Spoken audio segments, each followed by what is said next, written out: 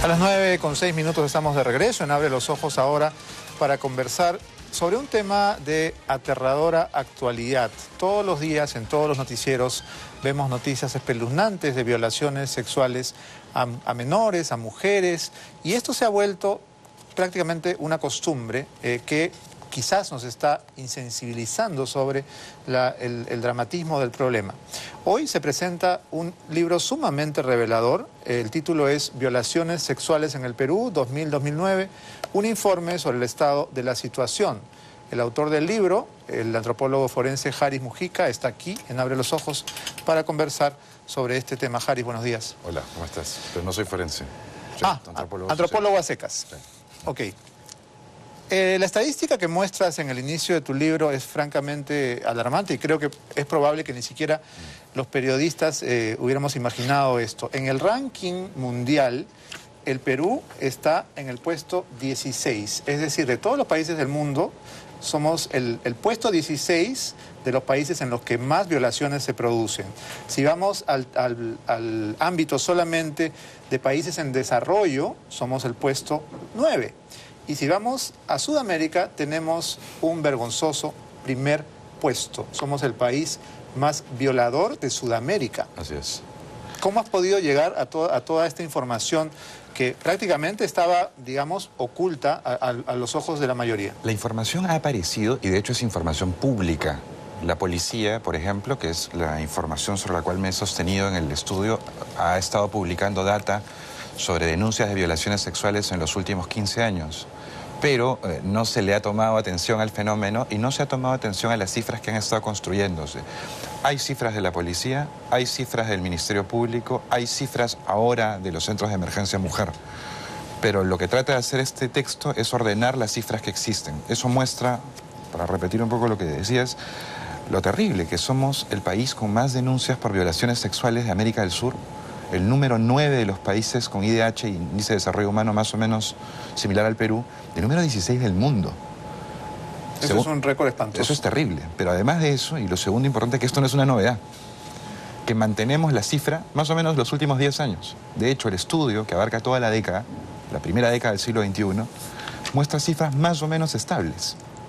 Tasas que bordean el 44 violaciones por 44 denuncias por violación sexual por cada 100.000 habitantes durante toda la década. Entonces, no es que haya más o menos. Esto se ha mantenido sistemáticamente en toda la década. Es razonable pensar que también en la década anterior. Ahora, en los capítulos iniciales de tu libro, tú haces una especie de recuento de cómo se ha definido o tipificado el delito de violación a lo largo de los años en el Perú. Pues muchos años atrás se hablaba, por ejemplo, de rapto de doncella, sí, ¿no? Eufemismos tan poéticos como ese. Luego se ha hablado de delito contra la libertad sexual, contra el pudor, que es todavía más subjetivo y más gaseoso. ¿Cuál es el estado de la legislación ahora para el delito de violación?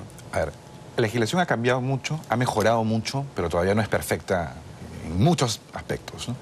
Primero, que se ha eliminado en las últimas décadas, sobre todo en la segunda mitad del siglo XX, la figura del honor sexual por la libertad sexual. Se ha cambiado.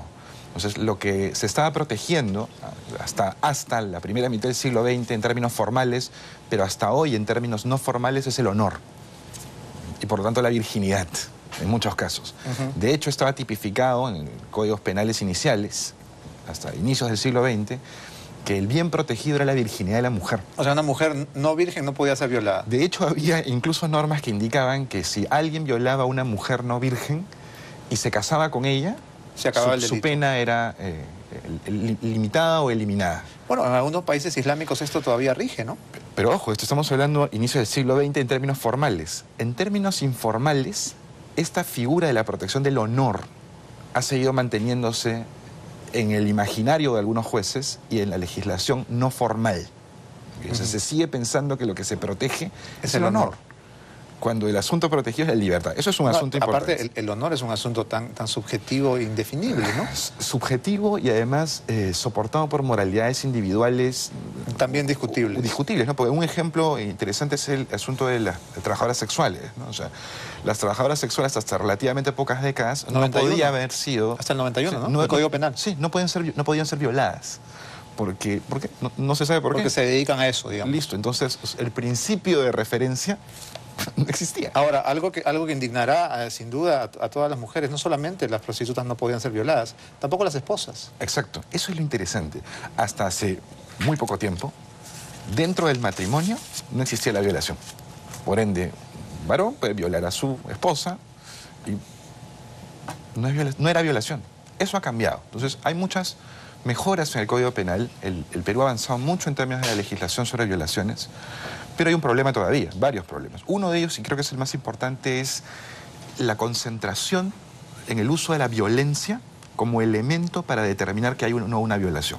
Es decir, se está pidiendo en muchos casos que la víctima presente señales de violencia explícita, además de la violación, golpes, cortes, golpe por una patada, una mordida, ¿okay?, para poder determinar que ahí hubo violación y no hubo consentimiento. O sea, tenía que haber una lesión visible. Además de la violación, para determinar que no fue con consentimiento. Increíble. Es interesante, increíble y patético. ¿Por qué? Porque uno de los datos que muestra el estudio es que el 75% de las víctimas son menores de edad. En los 10 años. Y ahí vamos al problema de quién es menor de edad, ¿no? Porque de acuerdo a lo que tú mismo has escrito, al comienzo había 3 rangos, ¿no es cierto? 0 a 7 años, 7 a 10 años, 10 a 14. Y luego esto se cambió a 2 categorías, 0 a 10, 10 a 14. ¿No? ¿Cuál es el estado de la legislación actual? ¿Quién es un menor de edad? El menor de edad, todos los que tienen menos de 18 años, eso es. Pero los rangos son 0 a 9, 10 a 13, 14 a 17. Esos son los rangos. Ojo, digamos, pero hay una cosa interesante ahí. En función de esos rangos de edad se endurece la pena, digamos. Sí, eso es uno. Pero no es el único criterio. No, hay una serie de otros criterios, que seas, por ejemplo, familiar. 25% de las violaciones se puede probar oficialmente que son familiares consanguíneos, o tutor, conocidos de la víctima, directos, tutor, profesor, etcétera. Especialmente cuando hay una relación digamos, de autoridad, ¿no? Profesor, sí, tutor, pero esa cifra cuidador. es conservadora, ojo, es una cifra conservadora. ¿Por qué? Porque la policía en su registro cuenta relación directa con la víctima solamente cuando hay una relación formal, repito, padre-hija, una relación consanguínea real, ¿no? Padre-hija, tío-sobrina, abuelo-nieta, profesor-alumno, etc. Pero no cuenta en esas relaciones enamorados, novios, amigos, compañeros o conocidos del barrio. Entonces, es razonable pensar que hasta alrededor del 65%, incluso el 70%, de las violaciones son cometidas por alguien que conocía de antemano a la víctima. O un caso que es sumamente frecuente en las noticias policiales, que el violador es la nueva pareja o el nuevo compromiso de una mujer que ya tiene hijos. Esto pasa todo el tiempo. 12% de las violaciones son cometidas por el padrastro o la nueva pareja de la mujer y sus hijos, ¿no? 12% del total. Es altísimo. Es alrededor del 50% del total de familiares o personas directas. ¿Es Ahora, un montón? Hablando de este tema, habrá algunos detalles que pueden parecer un poco crudos, pero creo que es importante discutirlos también porque la ignorancia hace que la gente a veces no sepa cuándo debe o no debe denunciar. ¿Una mujer puede ser violadora en el Perú? ¿Una mujer también puede violar? Sí, teóricamente sí. Podría serlo. ¿Por qué teóricamente? O sea, en la praxis se considera violación toda invasión o el uso de una parte del cuerpo para una invasión, comillas, ¿no? Es la legislación internacional. De alguna parte del cuerpo para una invasión. Invasión es la categoría que utiliza la Corte Interamericana y el International Criminal Court. Claro, en Perú se considera solamente penetración, no solo invasión. Se considera penetración de un pene en una vagina, ano o por vía bucal. Eso es en el caso masculino. Sí, y en el caso pero de mujeres, también se consideran otros instrumentos no genitales, dedos, manos, etcétera, ¿no? En el caso de las mujeres se podría considerar, aunque no hay un volumen ni siquiera considerable de casos. De hecho, recuerda que el 93% de las víctimas son mujeres. ¿Okay? Es muy poco en los casos, estadísticamente y epidemiológicamente no tienen relevancia, repito, en términos estadísticos, no en términos éticos ni políticos, pero en términos estadísticos no es relevante, una mujer que obliga a un varón a que sea penetrada, ¿no? Es poco en volumen. Podría, pero no tampoco está tipificado, ¿no? Sí se puede jugar con la legislación para permitir un caso como ese. Es posible. penalista sería más adecuado para verlo, pero, insisto, la legislación lo permite, pero no es relevante. En términos